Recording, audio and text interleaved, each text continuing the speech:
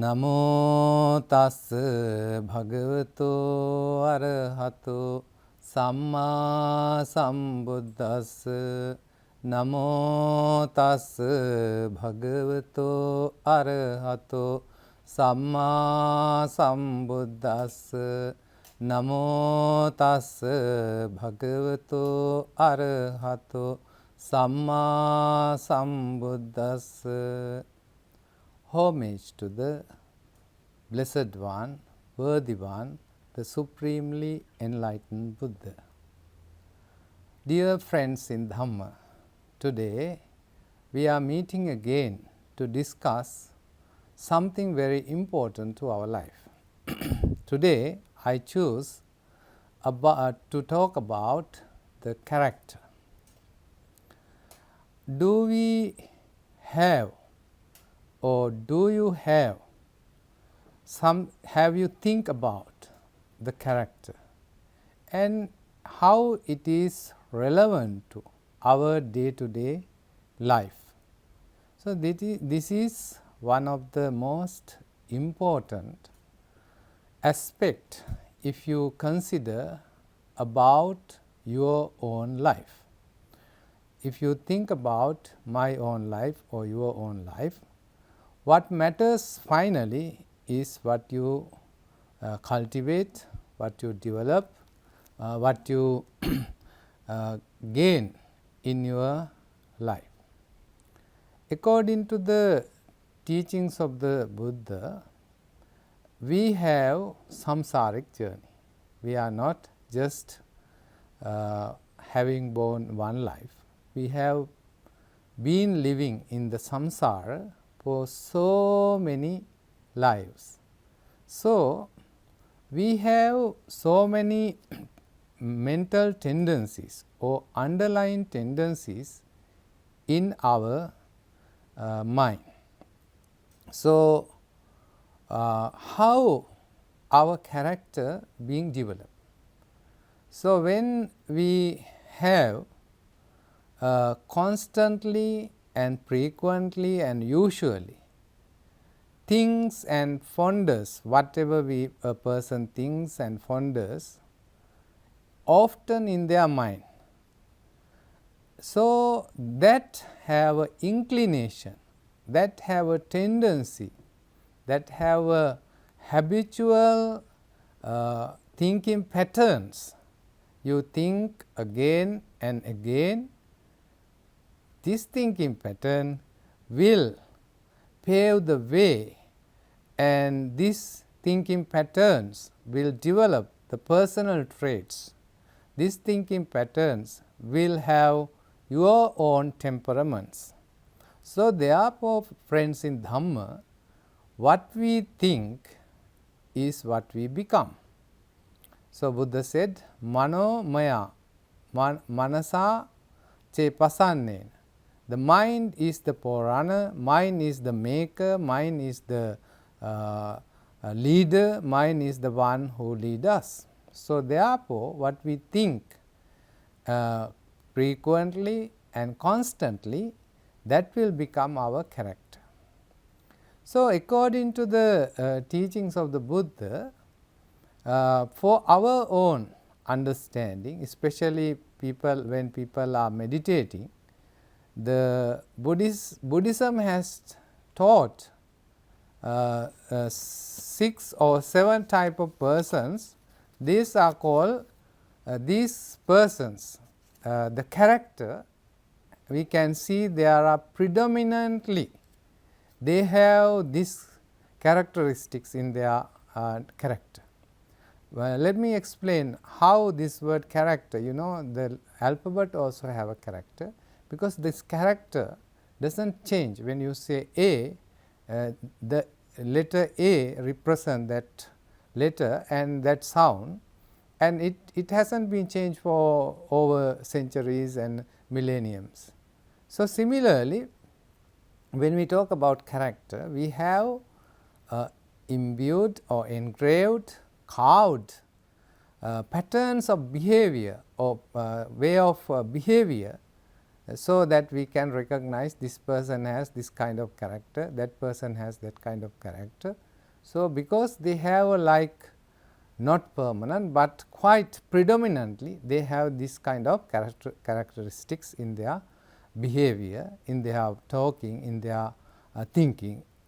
So, friends, Buddha has explained that there are people who have these traits of greed predominantly. They are so greedy, they are maybe greedy for wealth, greedy for money, greedy for the fame, greedy for the properties, greedy for the food. So, these are the one who have the characteristics of greed. Then again, there is another person who is always the temperament of anger or hatred or aversion. So, these called dosha. The person has more temperament of angry nature, or they always harbor hatred and this sort of thinking pattern.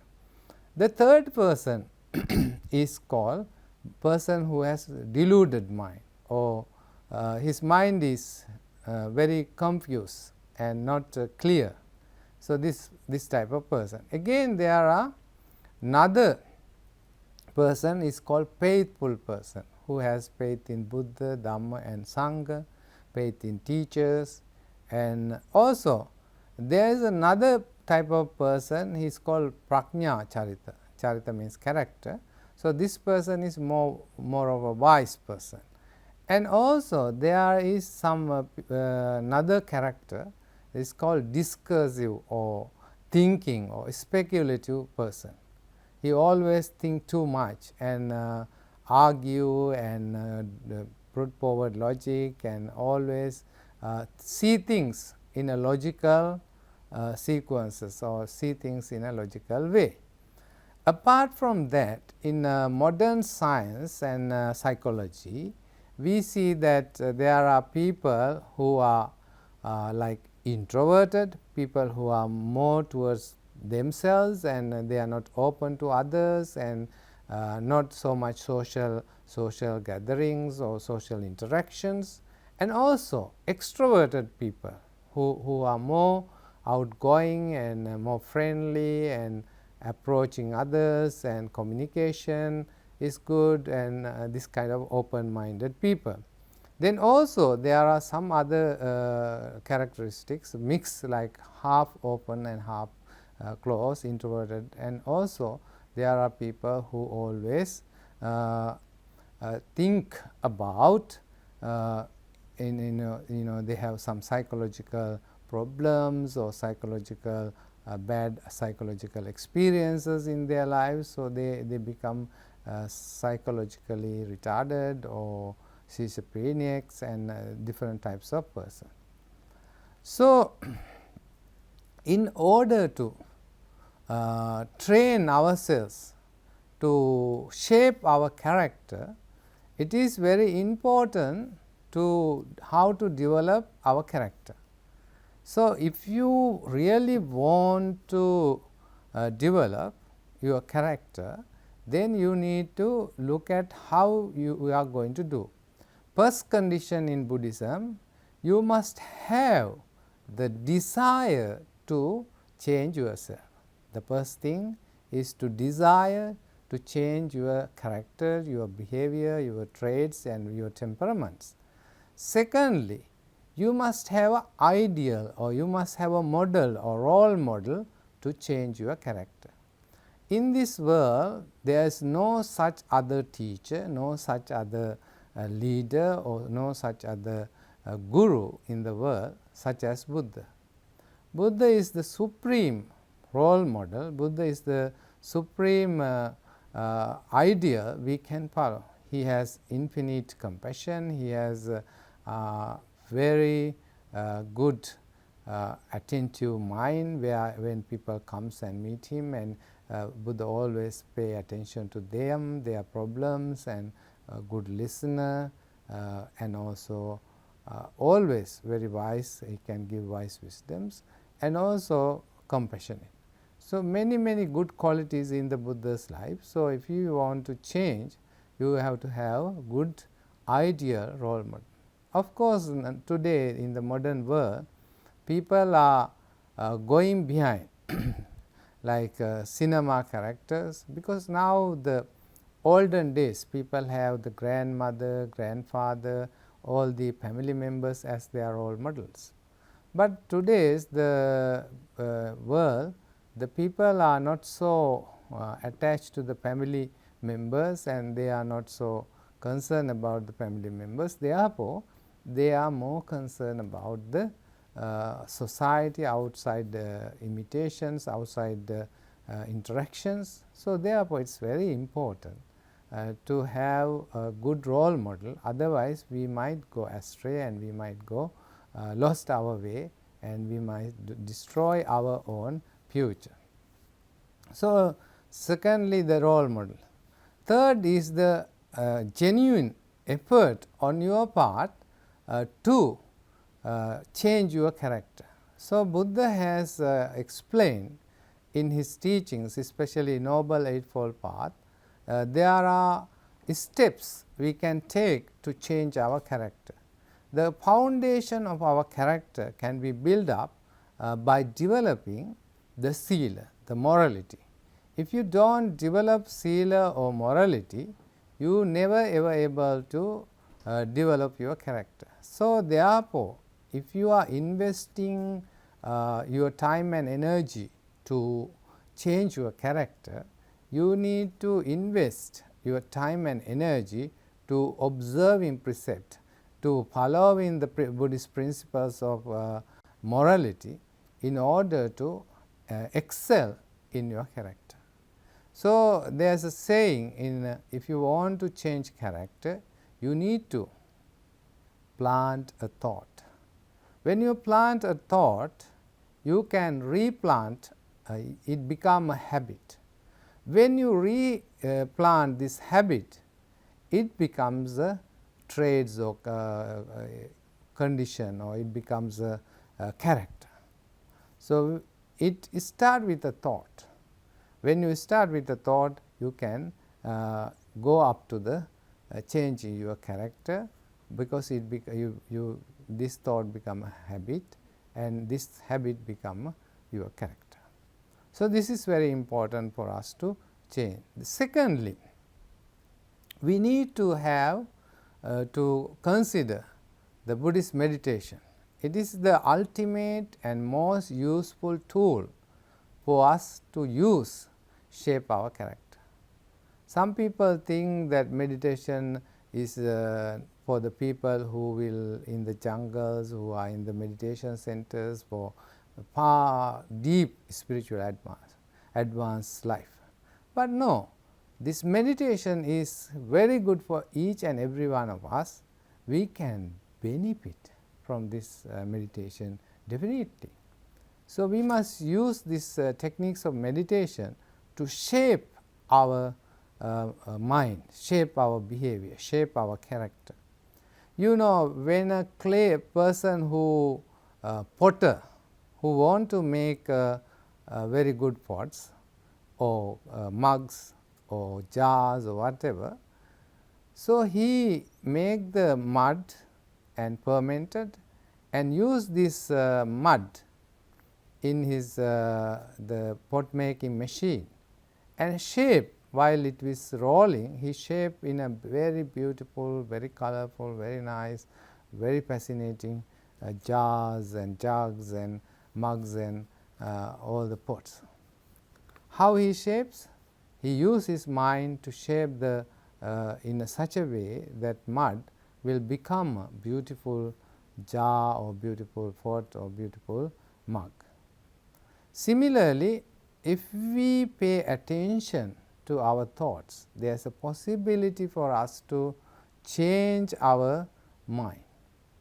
So, we were talking about the meditation. You know, once there was a very good farmer, and this farmer has a clock. You know, those days they have a type of watch which you can put in your pocket, and with a chain. You don't have a belt like a modern day wristwatch.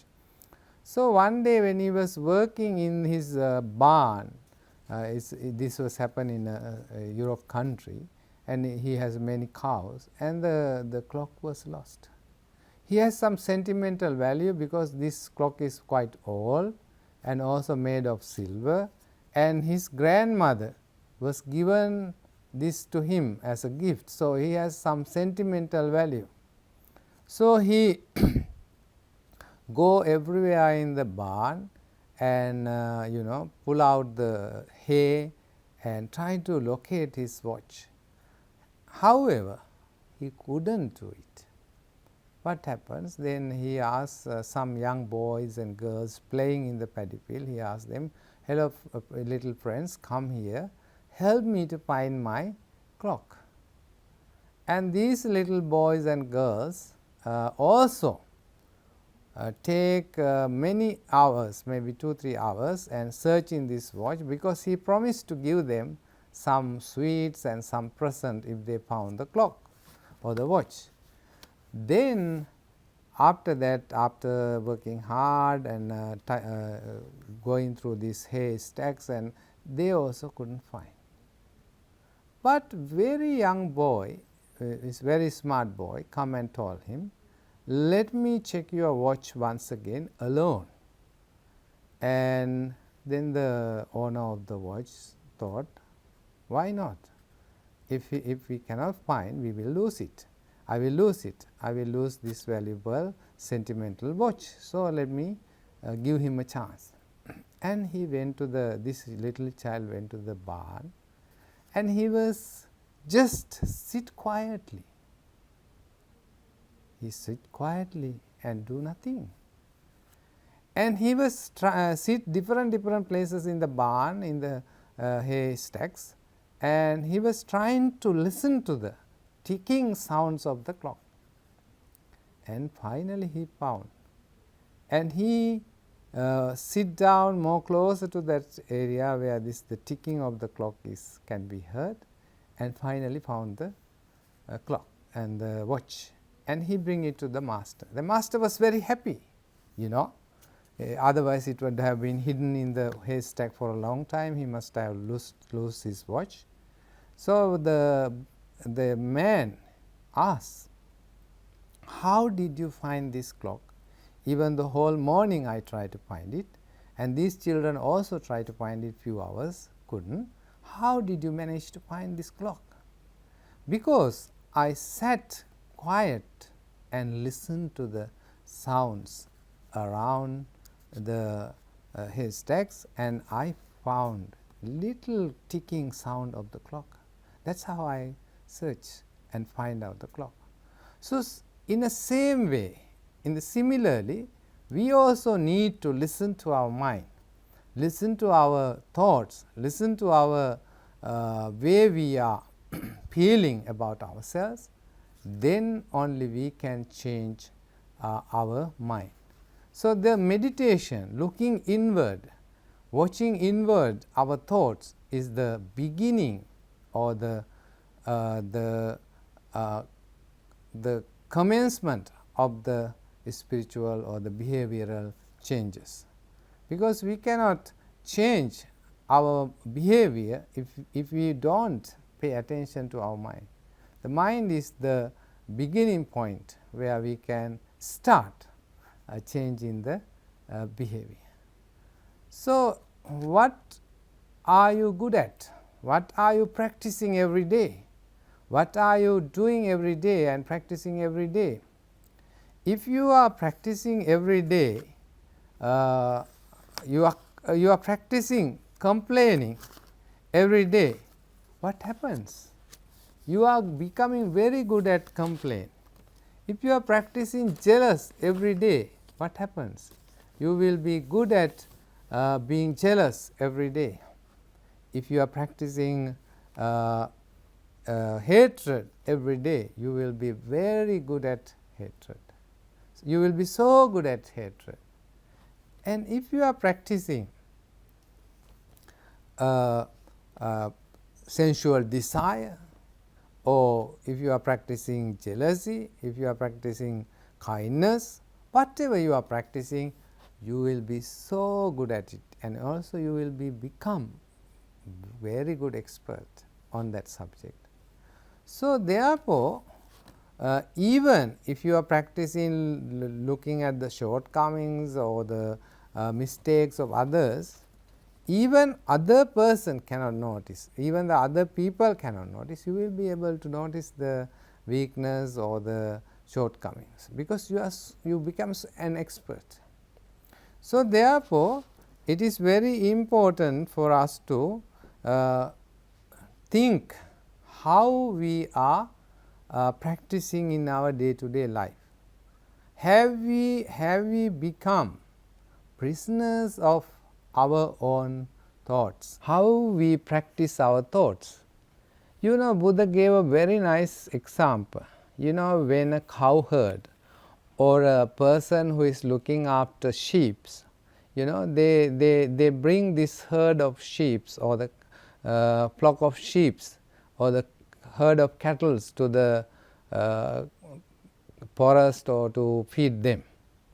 So, when they are going to feed them on the way, they will find some rice fields or wheat fields very green and lush, and you know, the cows and the sheep very fond of these greeny rice fields, and so sweet. They are very young and very juicy, so they want to eat. But the cow herd or the shepherd, they cannot let these sheep or these cows to eat these rice fields or the paddy fields or the paddy or the wheat field. Why? They will be scolded, and he has to pay damages for the cultivation that is damaged by these cows or the sheep. So, therefore, he will have a stick and hit these cows, hit these sheep, and also sometimes they train dogs to bark at the cows and the sheep who are going to eat illegally and intrude in the others' land and try to destroy the cultivation or the crops. So, similarly, in Buddhism, we need to use our mindfulness and blame ourselves and scold ourselves with our sati or the mindfulness, that this kind of thoughts are very harmful, this type of thoughts are very dangerous for my peace, inner peace, and also this will degenerate my value as a human being, because I am not developing, I am going down, and this is how we should train. And also, in many religions, they don't take responsibility of their thoughts, of their words, of their actions. They might think, okay, this my behavior is the decision of the God in the above, the God they believe. And they think if the God, this is the will of the God, this is the decision of the God, then what is your responsibility? You commit very harmful, wicked, cruel, very nasty things to the people, and commit very bad crimes, and you get away with that thoughts and that actions and that words by saying this is the will of the God. No, in Buddhism, you need to train your mind, you need to practice your behavior, and your behavior, your responsibility, not someone else's responsibility. Therefore, we need to understand, we need to follow that our consciousness, and we have to take responsibility. And some other people try to interpret their character, interpret their behavior according to the astrology. They think because certain stars or certain planets are somewhere, these planets will define, or these planets will declare, okay, this behavior because of this planet. No, they are nothing to do with your behavior. Your behavior comes from your thoughts, your words, your actions, from your mind. So, it is in Buddhism, if you have practiced your in previous many lives, these behaviors also affect. So, that is why it is very difficult to change the behavior of a person, because they themselves need to change it, because we outside people, we try to change. For example, when people get married, the wives want to change their husband to a new person, new version of that person. Sometimes they end up with divorce. Why? Because they have the samsaric habits, the samsaric behaviors that brings from many lives, and they are trying to change it in overnight or 2 days or 3 weeks or 1 month. So that will end up with being divorced, because it's impossible. If people want to change themselves, the change must come within. When the change come within, the behavior, their way of character will gradually change. So may I suggest you, may the Buddha's teaching, use this Buddha's very bright, very nice, very straightforward teaching to change your behavior for yourself, for the betterment of the world. May the Buddha, Dhamma and Sangha bless you, guide you and protect you. Namo Buddhaya.